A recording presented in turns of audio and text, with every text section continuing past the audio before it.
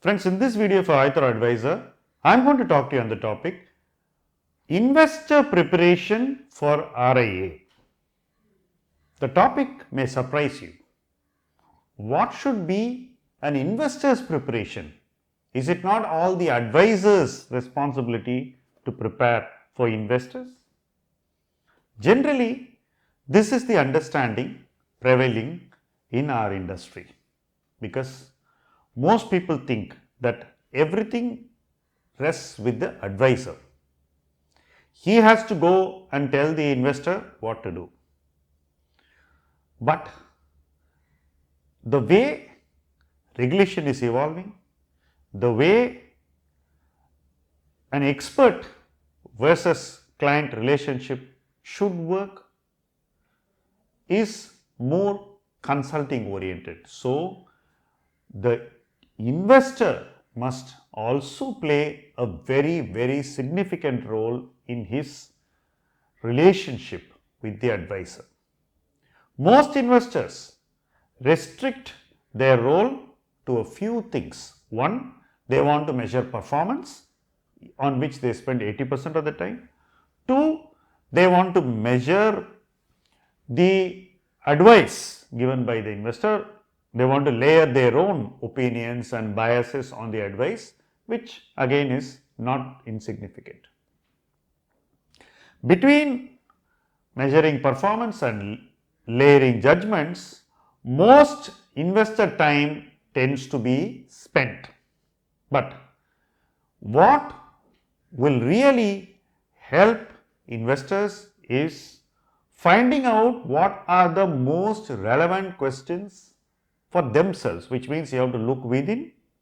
Second, once you have decided to go to an advisor, you have to make the distinction between how you work with your bank RM and how you are going to work with an RIA. You cannot follow the same approach with both. If you are doing that, it is like going to a very specialized medical professional, somebody who is a super specialist, and then treating him like you treat your GMP, your general practitioner.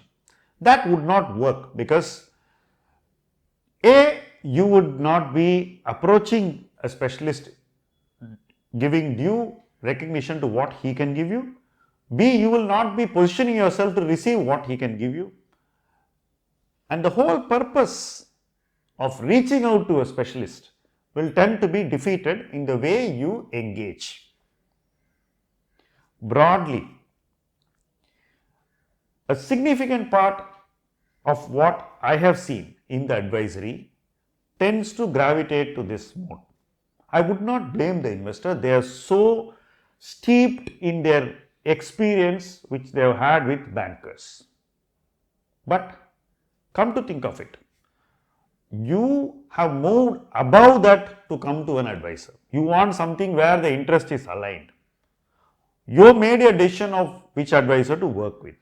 Once the interest alignment is fixed and once the competence is evaluated and frozen, you can't go back and forth in engagement. It doesn't help you, it doesn't help the advisor.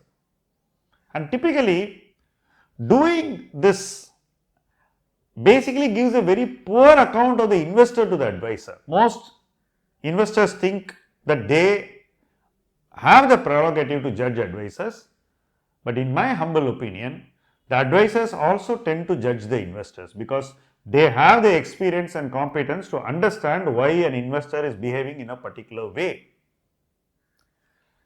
Those judgments will definitely play a part in how advice is given and taken.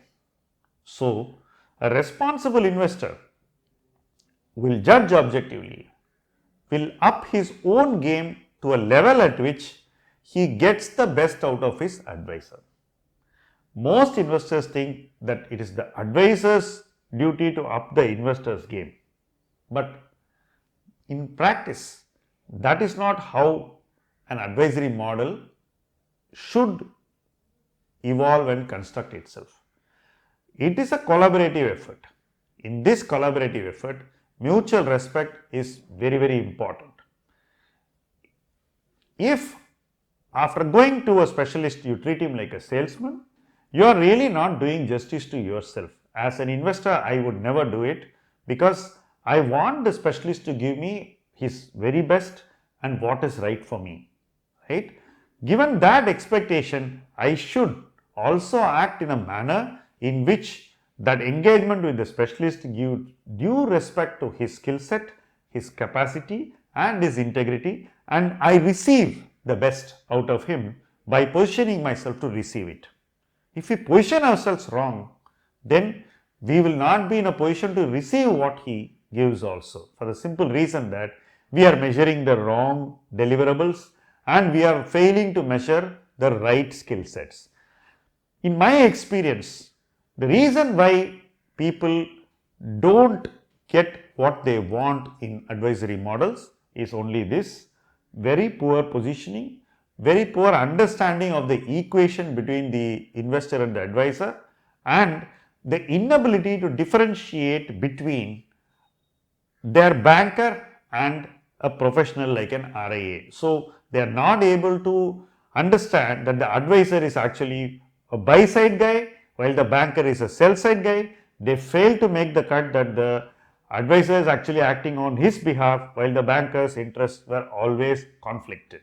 So, this lack of clarity continues to remain even though the advisory models have all crossed 5 years. We still see that in India this misgiving or lack of empathy and understanding is still there in a small section of investors.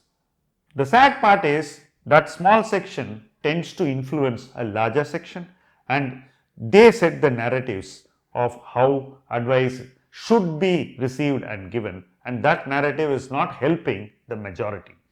Overall, I think that advisory is like a buy side business, it's like a buy side service, it is not meant to be a sell side activity.